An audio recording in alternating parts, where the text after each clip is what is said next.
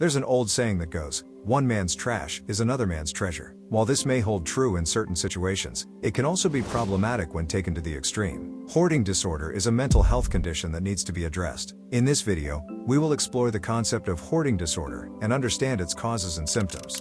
Hoarding disorder is an emotional health issue that causes an individual to feel an intense compulsion to accumulate a plethora of items, regardless of whether these objects hold any financial value. This struggle to part with these items can cause substantial discomfort. Such a disorder can considerably hurdle an individual's routine life.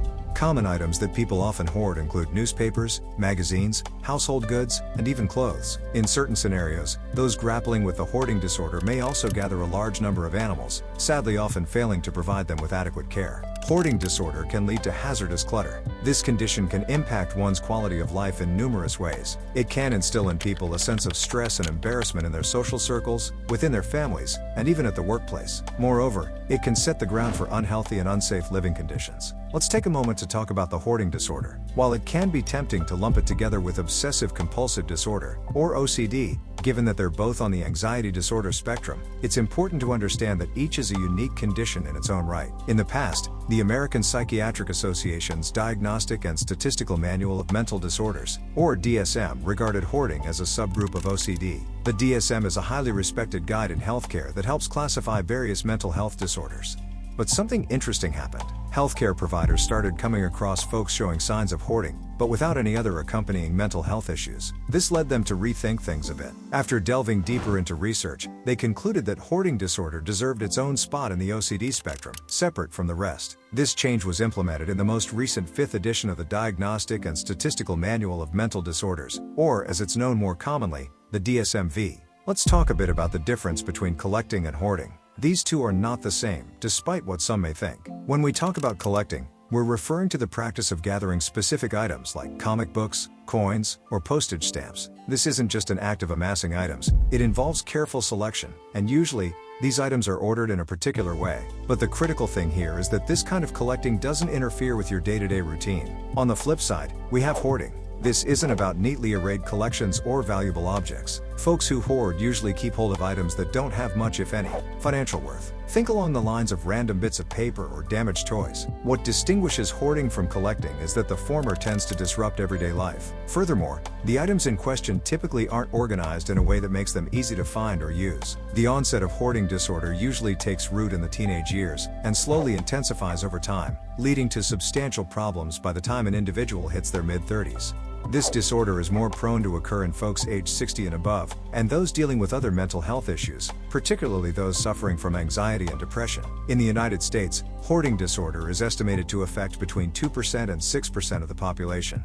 In easy-to-understand terms, the disorder starts showing its signs early, often during adolescence. Gradually, as one grows older, it becomes more severe, and by the time they're in their mid-30s, it could pose serious challenges. People beyond the age of 60 or those grappling with mental health conditions like anxiety or depression are more susceptible to this disorder. It's a relatively common issue in the United States, with an estimated 2 to 6 out of every 100 people grappling with it. At this point, you might be wondering why someone would develop a hoarding disorder in the first place. Well, there's no one definitive answer to that question. Instead, it's likely a combination of various factors that contribute to the development of hoarding disorder. One significant factor is genetics. Studies have shown that individuals who have family members with hoarding issues are more likely to develop the disorder themselves. Another potential cause is trauma or stressful life events. People who have experienced loss, grief, or other forms of trauma may turn to hoarding as a coping mechanism. Additionally, certain personality traits, such as perfectionism and indecisiveness, can also play a role in developing hoarding disorder. The desire to keep hold of items for fear of making the wrong decision or needing them in the future can lead to excessive accumulation and difficulty in letting go. Now, let's dive into some common symptoms of hoarding disorder. These include difficulty parting with possessions. Have you ever struggled to throw away an old t-shirt or a broken item because you thought you might need it someday? For individuals with hoarding disorder, this difficulty in letting go extends to nearly all possessions, regardless of their usefulness or value. Excessive accumulation.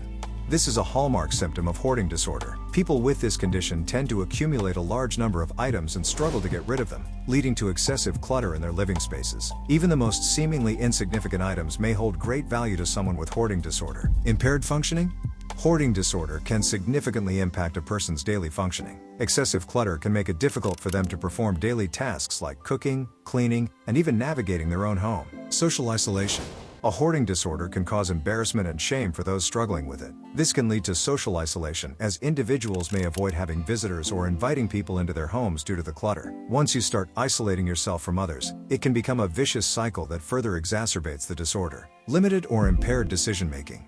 Indecisiveness can be a contributing factor to hoarding disorder. This can manifest in difficulty in deciding what to keep and discard, leading to an overwhelming amount of possessions. For example, a person with hoarding disorder may keep multiples of the same item because they cannot decide which one to keep. Similarly, they may struggle to organize their possessions in a way that makes sense, leading to cluttered and chaotic living spaces.